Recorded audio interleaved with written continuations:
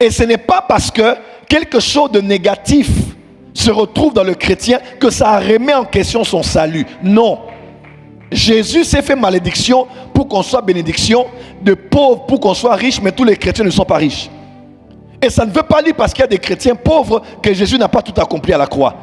Mais Jésus a tout accompli pour que par la foi, nous exercions l'autorité de la croix pour dire à tous ceux qui sont là, vous n'avez plus le droit d'être là parce que nous appartenons à Jésus. Je ne crois pas qu'un démon peut posséder quelqu'un.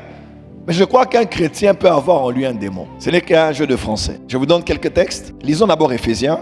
Éphésiens 4, verset 27. Si vous vous mettez en colère, ne péchez point. Que le soleil ne se couche pas sur votre colère.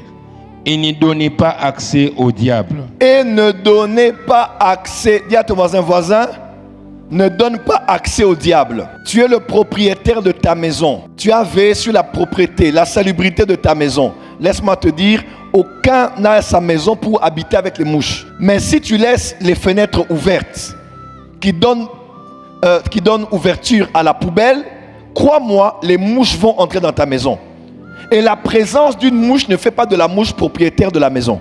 Ça veut seulement dire qu'on a donné accès à la mouche d'entrée. Et Belzébul est appelé le seigneur des mouches. Quand on dit ne donnez pas accès au diable, accès c'est, écrivez en grec, c'est topon. Topon veut dire lieu physique, mais aussi, ça peut aussi vouloir dire territoire.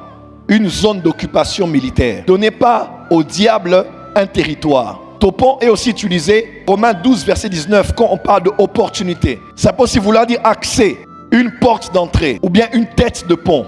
Topon veut dire aussi base d'opération. Un endroit d'où on lance une attaque.